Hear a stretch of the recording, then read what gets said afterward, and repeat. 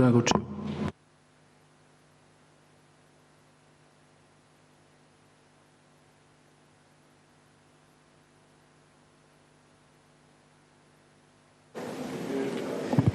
I nderuar kryetar, të nderuar deputet, të dashur qytetar, është fakt që Shqipëria sot është vendi me rritjen më të shpejtë ekonomike, vendi ku 12 milion turistë zgjedhin të kalojnë pushimet e tyre, vendi ku gjithnjë e më shumë investitor të huaj, por dhe vendas apo shqiptar të diasporës vinë për të hapur një sipërmarrje dhe investuar paratë e tyre. Vendi që fal reformave të ndërmarra vitet e fundit nga qeveria socialiste ka dalë nga të gjitha listat e zeza të kriminalitetit, pastrimit parave apo trafiqeve. Dhe sigurisht, vendi që sot është më pranë se kurrë derës së Bashkimit Evropian. Për të kthyer tek buxheti i vitit 2026, të nderuar qytetar, kemi sot buxhetin më të lartë historik për Ministrinë e Punëve të Brendshme. Ky është një buxhet që na lejon të ngrem në një nivel të ri standardet e përgjithshme për qytetarët. Do të mbështesim fuqimisht teknologjinë, digitalizimin dhe automatizimin. Do të çojmë përpara projektin transformues të vendosjes së kamerave inteligjente të sigurisë në 20 qytetet më të mëdha të vendit, si dhe pikat strategjike, akset rrugore kryesore dhe shkollat.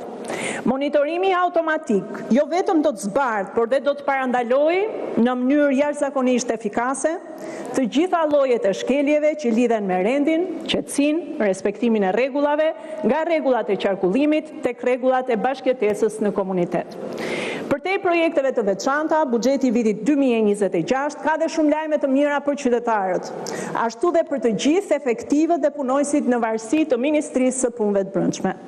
Për qytetarin, ky buxhet e vendos atë në qendër të gjitha përpjekjeve për të rritur më tej sigurinë e përgjithshme në vend, patrullimin në komunitet, numrin e shërbimeve të ofruara 24/7 e veçanërisht nivelin e sigurisë në qarkullimin rrugor.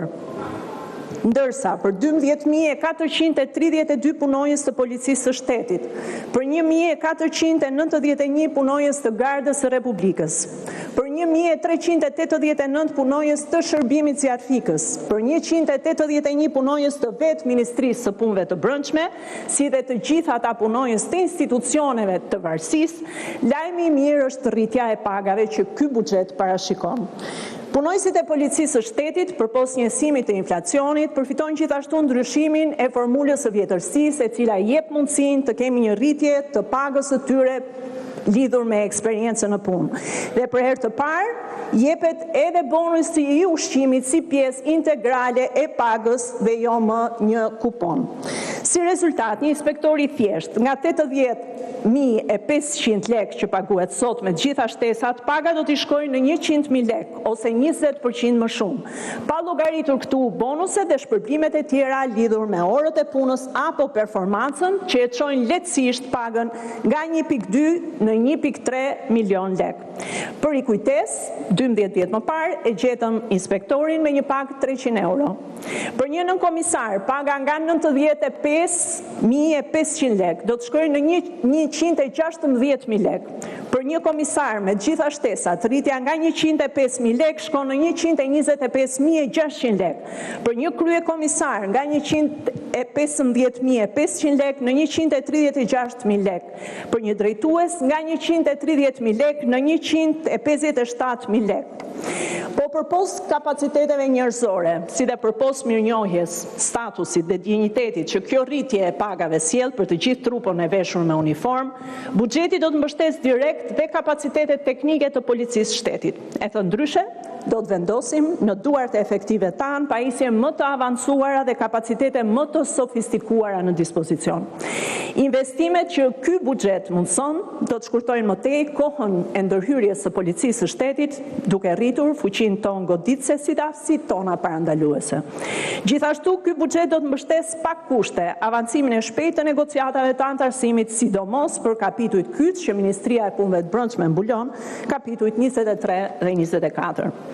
Objektivat specifik që buxheti i Ministrisë së Punëve të Brendshme në vitin 2026 do të realizojë, përposa theksova më lart, janë kryesisht në rritjen e sigurisë rrugore përmes rritjes së patrullimeve në rrugë dhe përforcimit të shtuar të kontrollit në territor, reduktimin e kohës së reagimit ndaj krimit në përgjithësi me një fokus posaçëm te krimi brenda familjes, rritjen e hetimeve proaktive në bashkëpunim me agjencitë hetimore për krimet e rënda, korrupsionin me një fokus të veçantë dhe të posaçëm tek identifikimi, konfiskimi dhe sekuestrimi i aseteve kriminale, rritja e numrit të punojësve të policisë të pajisur me shërbime dhe pajisjet e teknologjisë së informacionit sipas standardeve teknologjike duke synuar në 100% në vitin 2028.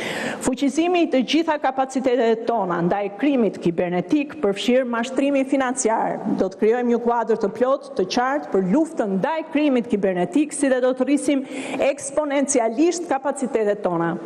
Përmirësimi i regjistrit kombëtar të gjendjes civile, çka hap rrugë edhe më shumë për shërbime të digitalizuara 24/7 me vulë elektronike për gjithë qytetarët shqiptar brenda apo jashtë vendit. Mbështetje e operacionit për vendosjen e plotë të lishmërisë në territor, operacion i cili nuk është thjesht një kontroll ndërtimesh, por një rikthim i rendit ligjor në çdo metër katror.